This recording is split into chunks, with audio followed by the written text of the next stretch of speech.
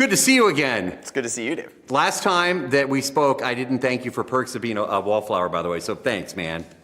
I guess you're welcome? Yeah, no. I mean, it wasn't me. Well, but you were a big part of that film, and we still talk about that movie on the air, and one of our favorites. I'm thankful for Perks of Being a Wallflower in a lot of ways. I've been thankful for that book since it helped me when I was a 14-year-old kid, and I'm still thankful for it now and the ways that it's been such a blessing in my life and career.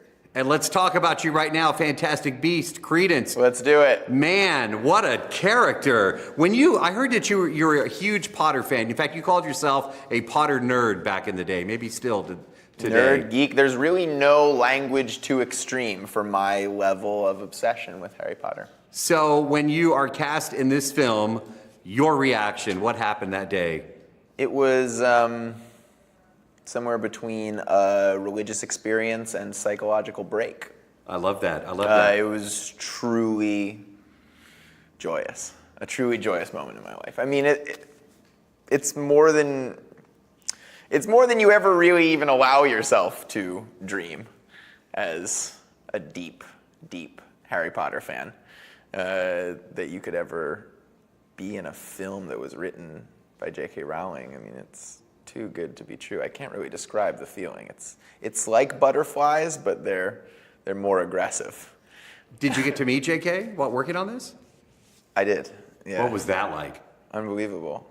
It's like it's like meeting Dumbledore.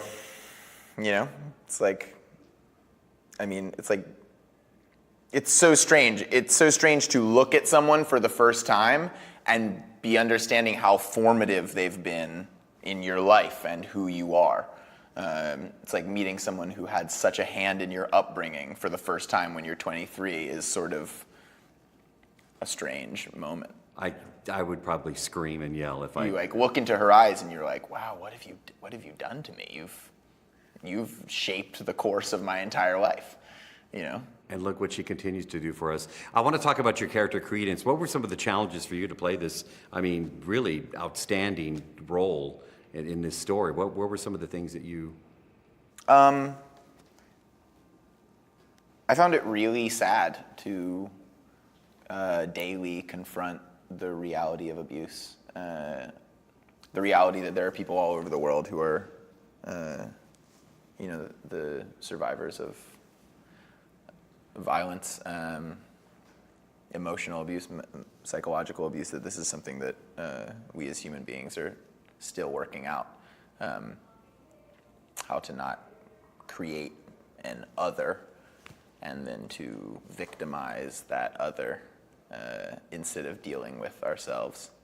And it's a pandemic, and it's happening all the time. So I guess playing this character, the biggest challenge was sort of having to deal with the reality, because it's easy to sort of not pay attention to the fact that that's happening in so many of the homes across our country, but it's real and it's something that we have to deal with. So yeah, a lot of my research for the character was talking to people who underwent sort of abuse similar to what Credence goes through, and people who have gone through really terrible experiences of the foster care system. And yeah, I worked with this really great organization called Childline in the UK, who they're a response and outreach program for kids who are being hurt. There are organizations like that exist all around the world where you can find support networks for people who are survivors of abuse.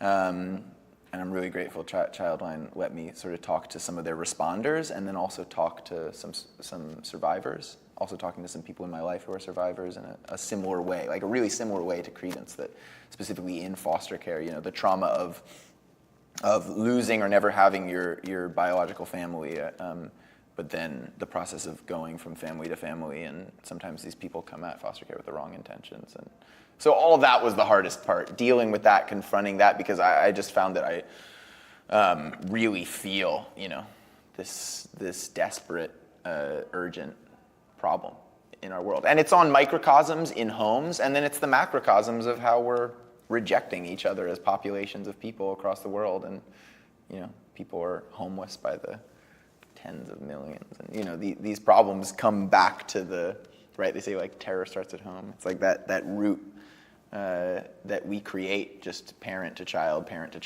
caretaker to kid, again and again, and these patterns we repeat. I don't know, that was hard. No, man, that was awesome. I agree with you completely, 1,000%. That's why Hillary's going to win on. Everything else was everything. great. Yeah, that's what I'm saying. Yeah. Cast your best spell, Right. your ballot spell. Yeah, that's what we right. need. Yeah.